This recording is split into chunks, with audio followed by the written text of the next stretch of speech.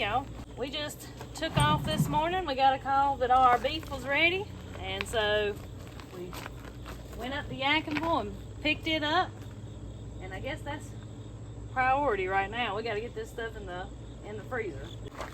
So we only kept half of this cow and sold the other half, and that's kind of how we do it to counteract the feed cost and time. You know, we're not out here trying to make a killing. We're just trying to break even, if even that. But so what you'll see us unload is only half of the beef. So our chest freezer's out here in our outbuilding. This chest freezer is meant to be outdoors. Be sure if you're purchasing a new freezer, we had to learn the hard way that it is one meant to be, it can be outdoors. One thing to make sure you keep in mind when you go to pick up some beef, and it kind of made me aware when we was there picking up today, it made me aware that some people may not be aware of it. They've never done it before. Make sure you take plenty of coolers with you. Whoa. Because, you know, you may end up with a lot more beef than you think you're going to have. He was talking about a guy had come just yesterday and, you know, to pick up a half a cow and didn't have enough coolers to put it all in.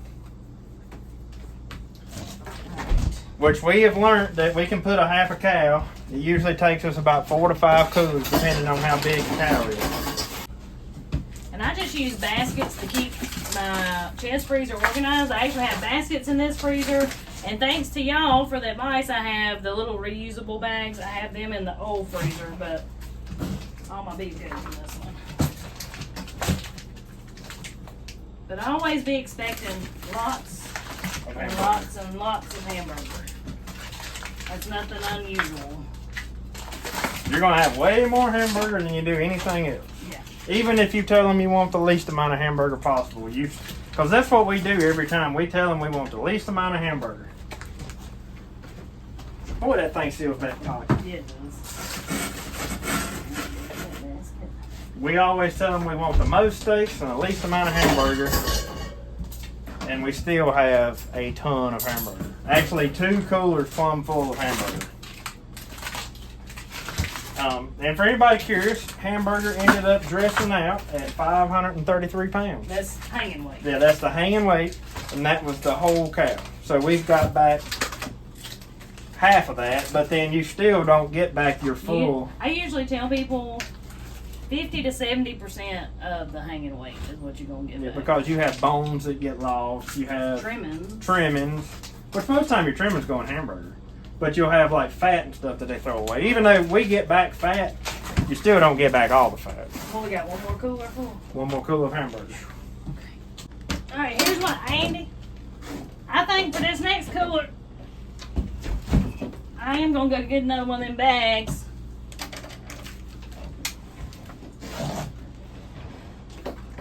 I will mention while I'm waiting on her to go get a bag, lots and lots and lots of people ask us all the time, since we do our own pigs, we do our own chickens, why don't we butcher our own cows? And to be honest, well, I'll be honest with you, I kind of don't want to. Maybe at some point I'd like to, but the main reason is we don't have a cooler or anything that we can hang a cow into to let it age. We don't have one. And a cow is a whole lot bigger animal to handle and deal with, and it is expensive to have a cow butchered, but in my opinion it's worth it because we don't have the equipment to handle that. And honestly, I'd just assume somebody else do it than me have to. I'm going to put this in the old freezer. Okay. So you want to put it over here? Yeah.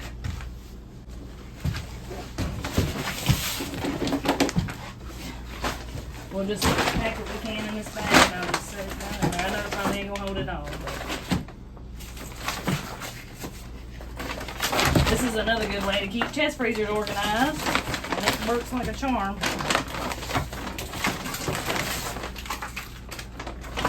Because I feel like that's the key to these chest freezers. Keeping them organized? Yeah.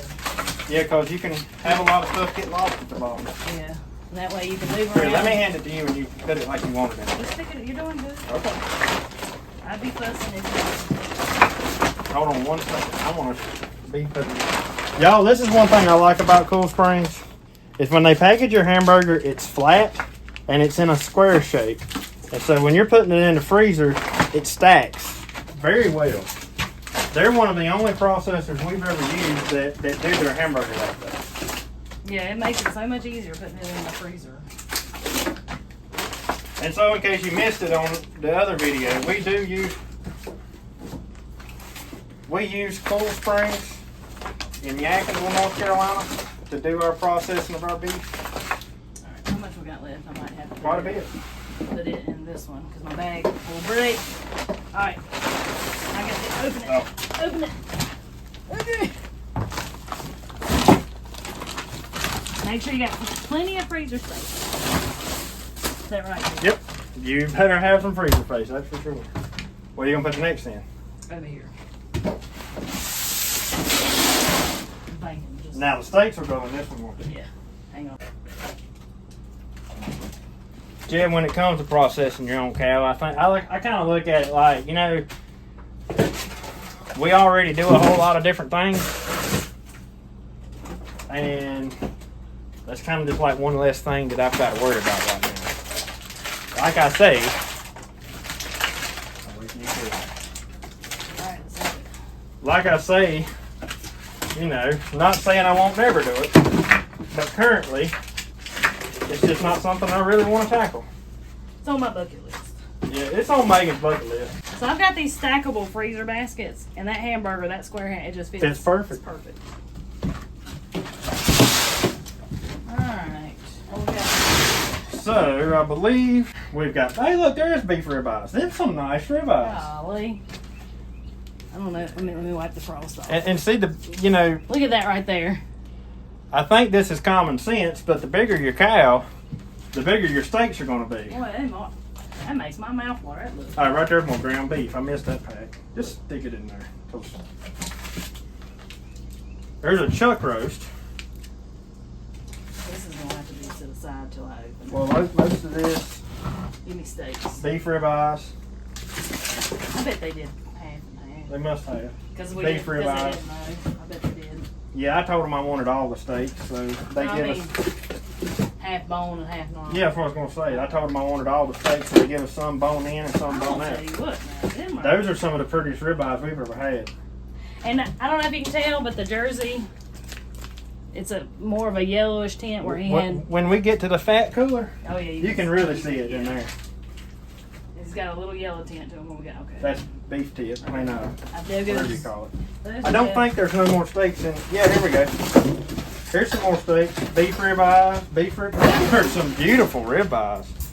Golly. Dips will go in a different. So there's 2 ribeyes in each pack, in case you're wondering. Man, I can't wait to eat one of those. Should we eat one for supper tonight? Maybe we should. Here's your breakfast steak, honey. Oh, good. You was worried about that. We did get some.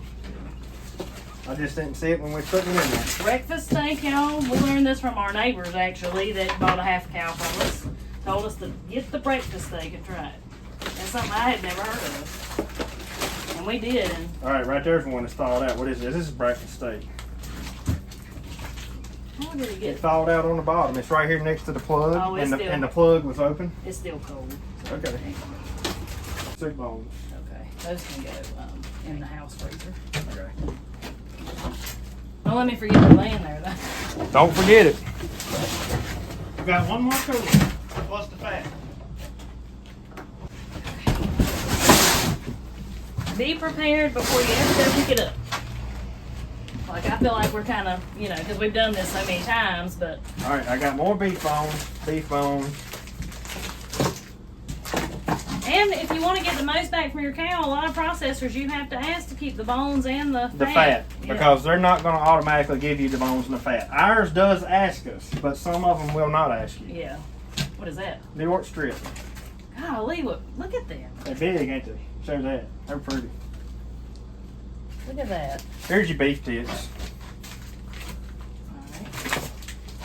Well, Beef tips. I love beef tips. There's your T-bone. I can't wait to eat one of them. Is that two? Yeah, Or is that one? that's 2 T-bones. Oh, I So see. your T and your T. So that's just like a pork chop on a hog with the bone in it. Here's more T-bones. Wait, don't give me those. I'm not ready for these. Give me small steaks. I don't got no small steaks. Right there in There's your New York hand. strip. There's a single New York strip. Let me put these. We got more New York strips. You need them? No, my mess is still on. There's your skirt steak. Skirt steak's good too. I have this in the skirt steak. I'm doing this one. Flank steak. There's your flank steak. You was worried about that until it's in there. They took care of it. Alright, open this. I know, I should have known. I ain't We were just putting it in there so fast it was hard to tell what was what. Filet mignon. Boy, look at that filet. Filet mignon. Look at that. Look at that. Yep, that's a nice one. That's one. That's 2. I know, but Filet mignon. even though it's that's Beef tips. Beef skirt steak. We got some of the prettiest steaks we've had in a while. Golly. There's another sirloin. A chuck roast. I mean, that's a good looking roast. that's a heck of a That's a big piece of meat. We'll eat on that a day or 2. yeah. Oh, that's pretty. Sirloin tip roast. Now, have we ever had a sirloin tip roast? I have heard of them, but I don't think we've ever had I them. don't think we have either. But you told him this time that to give us Yeah, all well, the roast that I he did. could. I got all the roast because as time goes on, we learn new ways to use roast. And I tell you, there's a lot of really good meals that can be made from a roast. And not just pot roast, because we ain't big pot roast. Yeah, we're not big fans of pot roast. And that's why we used to not get a lot of roast. Look at the fat. See that yellow color on that fat? And now full jersey would be more yellow, but that's definitely got the yellow tint, don't it? Yeah. I mean, I think it's beautiful. That's a lot of. And then look at that. There's your fat. That right there will make a lot of tallow. And That's a lot of fat. And just remember, you have to ask for this. Most processors are not going to just give it to you. I don't know if I want to put it in this one or the other one. Just put it in here. You'll be doing something with it before long. It's only 2 pieces. Well, I know, but that's usually a wintertime project. Well, it's in there now. And that's it. And that's what a half a cow looks like. Could you imagine if we got all of it back? That was a lot of meat. We'd have had to have another freezer. Yeah. Counting our, now you gotta remember our pork and stuff is in these freezers too. Yeah. But yeah. But we wanted to kind of share that with you. Now, we don't know the exact total of weight of beef here. I mean, because to be honest with you, I'm ready to get it in the freezer. I'm not exactly worried about weighing it. Yeah. But Well, and you still we get, trust them. yeah, and we trust them. If we didn't trust them, it'd be different. Yeah. But I think that's the biggest thing when using a processor is find one that you trust, and you can. And if you're new to it and you don't know, ask around. Yeah. Ask who your neighbors use, or ask who other people. Ask who they use. And believe me, people will tell you if they don't like something. Oh, absolutely. People are probably going to tell you more about people that don't like than they do like. Yeah. If you're not aware of it, cattle prices right now are through the roof. You can take a cow to the market and almost make a fortune off a cow right now because they are so high. They are higher than they've ever been. Yep. And at this point, you make more money taking your cows to the market than you do selling like a half a beef or a whole beef or a quarter beef or something like that. At least we can. But the thing is, and this really helps me justify not selling a cow on the market. And the fact that we needed meat, so it's time for that too. But if we had a cow and we did not need the meat for it, and it was either take it to the market and sell it, or take it to the processor and let's sell 2 half cows, or 2 quarters and maybe a half, whatever. You get what I'm saying. At least I know that cow, even though I didn't make as much money off of it, at least I know that cow. We know what happened. What happened to it. It didn't go, because we like to take care of our animals, and it didn't go to the market and get treated badly when it was getting loaded, get standing in a pile of mud right now, or, anything like that. And I mean, you know, we ain't saying everybody's like that, but that's always a possibility, when you sell something at the stockyard. You don't know where it goes. Yeah. And at least we know where our cows go. So they go to feeding somebody else. Yep. And I'm not talking bad about somebody that does sell their cows on the market, because my daddy sells his cows on the market. I mean, you know. Most people around here. Most everybody around here sells their cows on the market. And financially, it's actually at the moment the better choice. Yeah. We know what happens to them. Yep. Because once you sell them on the market, you don't know where they go. Yep. You know. Anyways, I gotta get these bones in the house. And anyways, we got plenty of other things to get on to today too. Right now, I'm gonna move this fat actually to a different freezer, but for now, that's where it lives. But these are baskets that are stacked. They have handles that we can move. You can see, I can get to everything. I know where everything. Can you show down in there my baskets that are stacked? Oh yeah, you can see. So I can move things and get to things as long as I know in my mind what's in there, which I'm usually pretty good at keeping up with, you know, what's in there, what we need. I make mental notes of it. You know, this is a good system, a really good system. Well, we thought we'd include this part of the video just to kind of share with somebody who may not know what your beef's going to look like when you get it back from a processor, and roughly what you're going to get back from a processor. Like I said, we don't have an exact weight of the actual beef that we got back, but I can tell you from that amount of beef that's in there, it's half of 533 pounds. So what is that? I would say it's probably 200 pounds of meat. It should 200 pounds of meat that's in there? Around 200 pounds of meat. Yeah, that would sound about right. All right, well, Megan's going to pick up the kids, so I'm going to run up here real quick and do the bush hogging that we didn't get to do in the last video y'all watched. Go ahead and fire this thing up.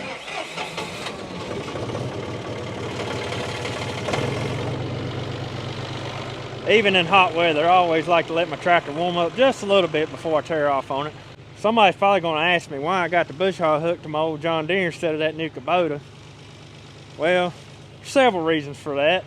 I don't got the loader hanging off the front of the John Deere, so it makes it easier to get around up there in the woods. And number two, I ain't worried about scratching that John Deere like I am that Kubota. So, anyways, let's run up here, get this taken care of. I think bush hogging up there is going to make a world of difference on how everything looks. So I cannot wait to see what it looks like when I get done.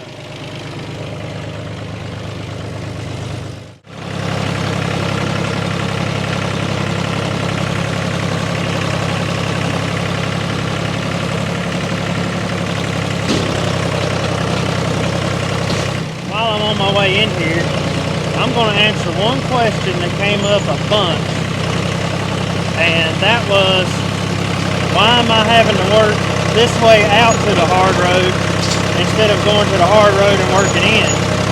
And that's actually a very good question that I probably don't have a very good answer to. My main reason is, though, it's so growed up there on the side of the hard road, it's kind of hard to tell exactly where the road bed is. So I've just been working this way out. However, if I went up there and dug hard enough, I could find it. So I honestly don't have a very good answer for that. But it's just kind of one of those ways that it's just kind of the way I prefer to do it. And so that's the way I'm working on it. But now that I've got that ditch in there that I'm going to have to deal with, I may end up going up to the hard road and working my way down through that ditch there too, so I can have everything clean around it before I go to put the pipe in. I don't know. We'll figure that out when it gets there.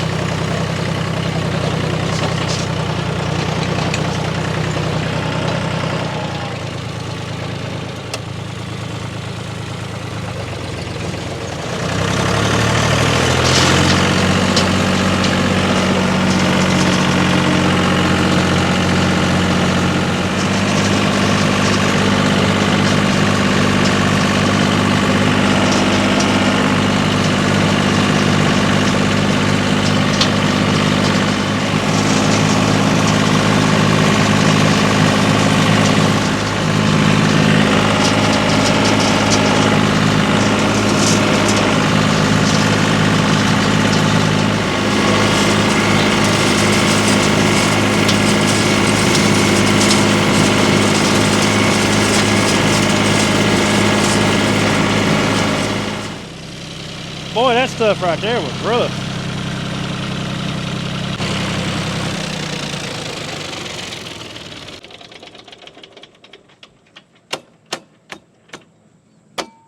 That's all the blooms. About took my breath. That's all the blooms that was on that weed that was growing out here. If I'd have bush hogged much more of that right there, I'd have probably ended up having to pull the screen out of the radiator and blow it out. Which I can do that when I get home. Look on the ground down there at all the blooms. You really have to pay attention when bush hogging stuff like this. Look at this. Because all that'll get in your radiator, stop your radiator up, but then your tractor will overheat. But I was looking down here. Now I can actually walk around in this field and not feel like I'm going to get eat up by ticks. So this is nice. This is actually the first time I've been able to comfortably walk through here. But I was looking, and all these little pine tree saplings right here are small enough that I could bush hog down. And as I was bush hogging, I was debating, do I want to just try to back in here and bush hog this or not? But I've decided, I think I'm still going to use my excavator to grub them out, because I'll be able to get rid of the roots and everything. And since I am gonna, like, once I'm done clearing here, I really don't want no roots left in the ground, because I'm gonna come through, you know, and till it all up and smooth it up and then sow it in grass. So I decided to just leave that alone. We'll grub those out with the excavator. Just by cleaning around the edge of this field, we're gonna gain close to 50 feet of width on this field, which I'm going to gain more, because I'm probably going to take out some of them bigger pines over there too. But that's just from cleaning up the years of growth where this field has just kind of closed in on itself. And stuff like that just comes from lack of maintenance, because your limbs grow out. Well, then it becomes kind of hard to bush hog it. So there grows another group of trees. Well, then those group of trees start shooting out limbs into the field, and that starts making that a little bit harder. And gradually your field just gets smaller and smaller and smaller. Behind me here is the road bed. I'm gonna go up through there now with the bush hog and clean up a lot of this and kind of see what things look like. Now keep in mind, just to refresh everybody, the deer hut, so I do want to say, at this moment, we still are not 100% sure where the lines are, because my guy still hasn't come yet. But I can tell you this for sure. The property line is going to be right around where this deer hut is. So everything this way is ours. So that's what I'm going to be working on today.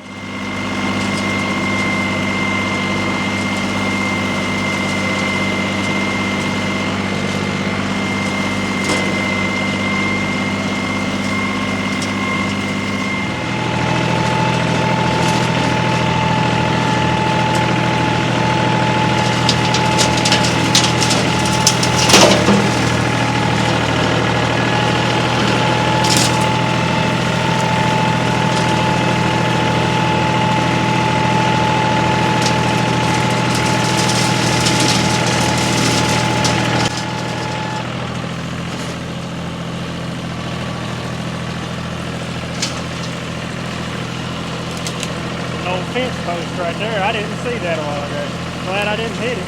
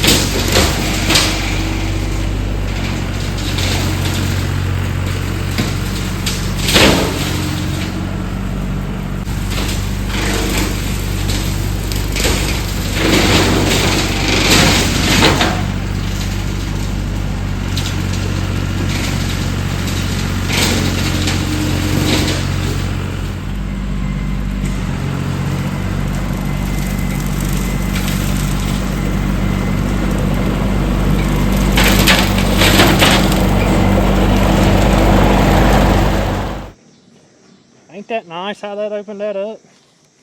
Check this right here out. Look at this wild looking mushroom growing on that log. I mean, that thing is huge. And then there's some more right down there. So, not sure exactly what my plan for this area up here is. I just wanted to get that brush cleared out of there so I can see.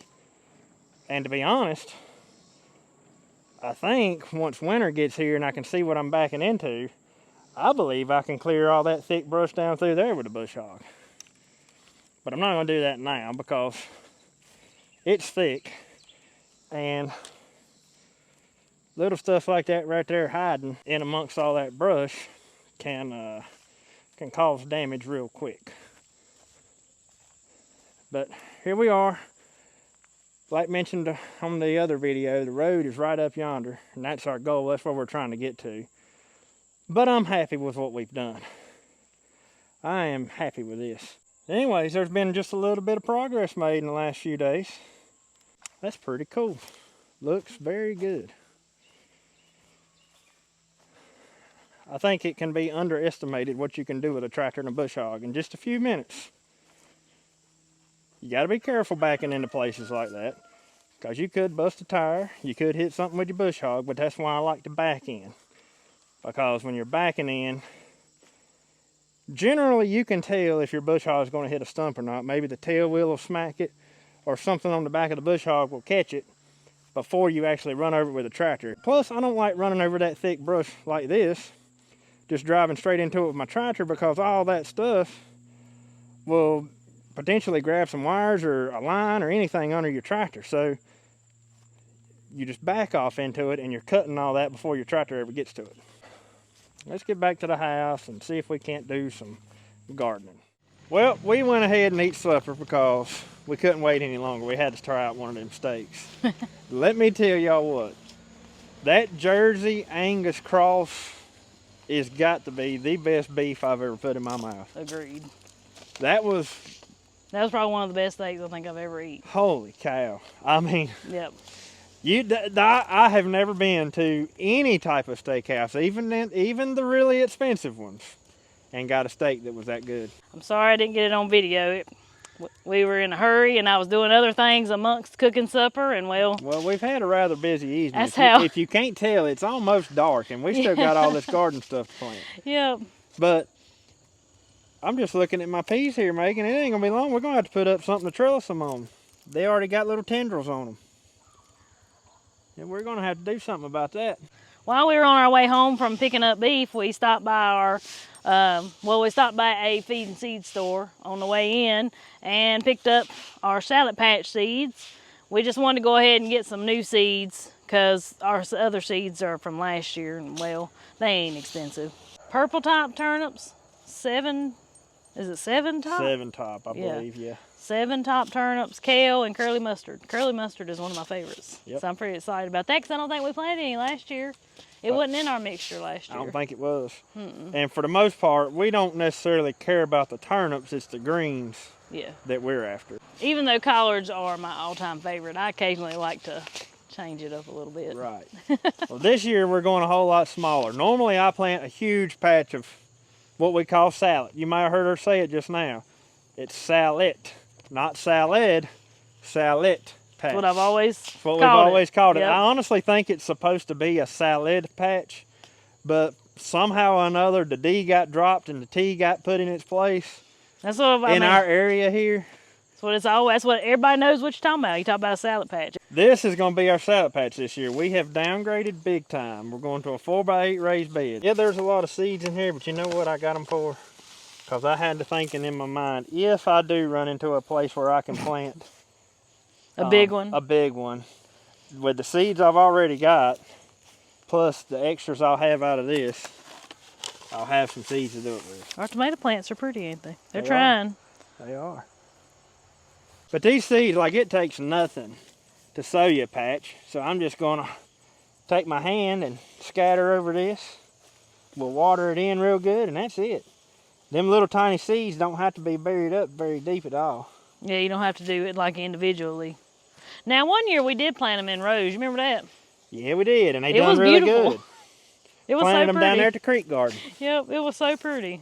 We always usually just do it like this, but that for whatever reason that year, you was in one of them, took one of them spells, and you said, you know what, I'm gonna make it pretty and put it in rows. Well, you know why I did that, right? I can't remember. Because that was the same year that I bought my The cedar. my seat, Yep. my little Earthway push That's cedar. right. And I was like, it had a plate for And you wanted mustard to try greens and it. stuff, and I wanted to try it. Yep, I All right, remember now. watch out, something get you wet. You didn't even make a dent in these. I know, you can't even tell like using none of them. No. So we did end up topping this off with some bag soil. I got a different one this time. We've been using the Daddy Pete's raised bed mixture on our other raised beds over there. But this time at that feed store that we stopped at, they had a different one that was called Daddy Pete's Sea and Soil. Yeah. And I think it's supposed to be more of an organic mixture, Well, but it has a lot of like fish meal and stuff in it. yeah, it's got a lot of that kind of stuff in it, and I thought it might work good. So I love the way it looks. Like, it looks great. So I'm real interested in seeing how it performs. See this mixture, man? That looks really good. I'm liking what I see there. So if this mixture right here performs well, that might be what tops off all of our beds next year. All right, honey. We got collards to plant and cabbage to plant. Where are you gonna plant them at? Over here in these raised beds. Okay. I couldn't remember. And right here's the bag of that soil I was talking about, called Sea and Farm. So here is our collards and cabbage. We have cabbage, which is stonehead cabbage, and collards. I think these are Georgia collards. Yep. Got these from a local greenhouse up in Ararat, Virginia, Puckett's greenhouse. We made a trip here about a week or so ago. Went up there and got these, and we just haven't got around to planting them yet. Now, we're not planting both trays of that. Some of these are to be split up with my neighbor. My grandma's going to take some of them, but we're only going to plant a few of them. So let's pull out a 4-pack here. I think the way I figured it, 8 a bed is what we'll need. So there'll be our cabbage. We don't plant much in the way of fall cabbage because half the time it don't make, does it? No, it don't. Let's take these and go do our thing. So we'll plant the collards right here, and that'll give you'll be able to walk right down here, not even having to get up in here, and you can pick all you want. Right. We may have enough room for more than 8, now that I'm looking at it. Which that'll be all right. You want to plant and I'll lay them out? Yeah, you lay them out for me. And you have to remember, this corn ain't going to be here forever, so. No, it'll be out of here, I'd say in the next 2 or 3 weeks. Yeah, we're going to have some Silver Queen to eat on soon. Yep. Fall gardening is always somewhat of a gamble here in this area. Yeah, it's hit or miss. Because it's too hot early on to get an early start on it. And it can potentially turn too cold too quick. So you have somewhat of a short window to be working with here. I think I'll probably end up running that drip line over to these too. And, you know, there's a chance we don't pull a thing off of these. They get killed back by a cold spell.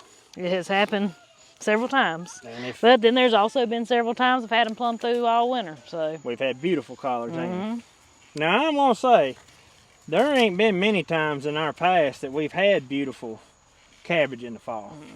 We really don't have very good luck at all with cabbage in the fall. No, But we try it every year. It ain't nothing like the spring. Yeah, Yep. we try every year, but We try it usually- every year. But now the cabbage we got this time, the one we picked out, has the shortest days to harvest. Yep. So we'll see. Anyways, let's go plant the cabbage. All right.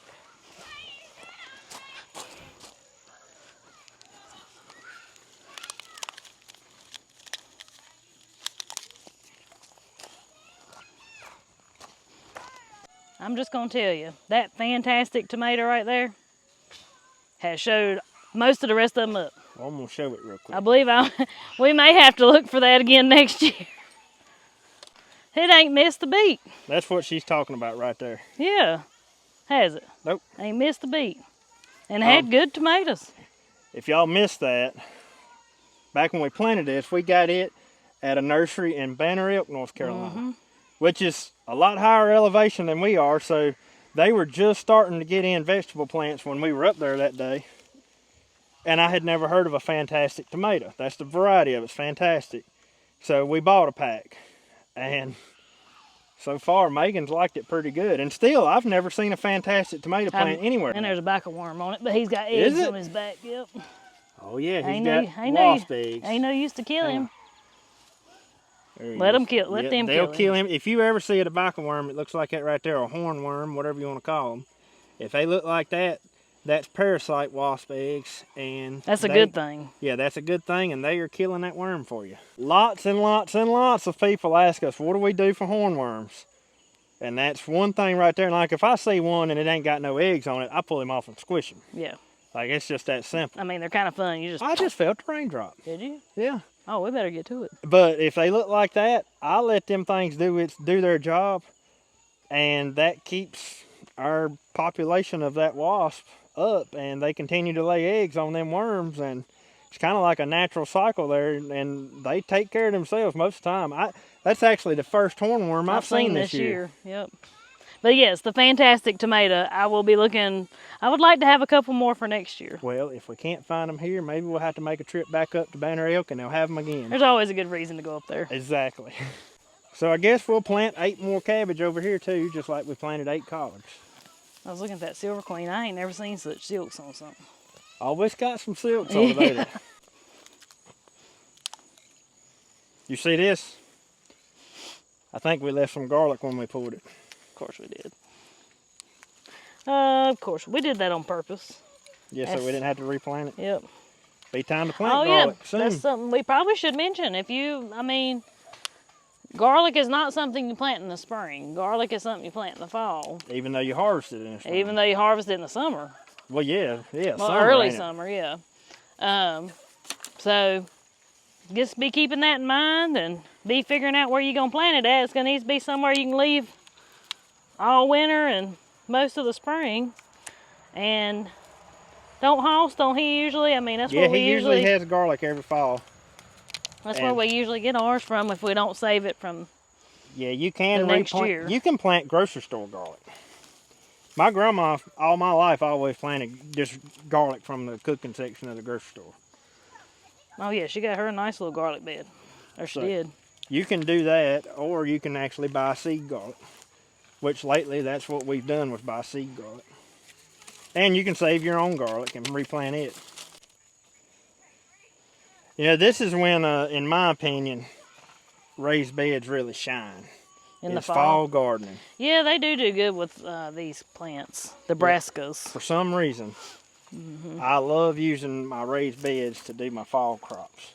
But because we have irrigation in them, I have really enjoyed having them this summer too. Like it's made life so much easier having irrigation in these beds. Yeah, it has. Well, we need to water them in because I don't have irrigation on these 2 yet. Won't take me long, but I ain't got it. So we'll water them in, and we're going to call it evening. That's about it.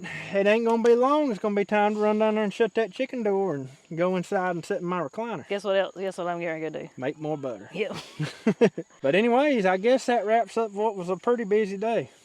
It sure has been.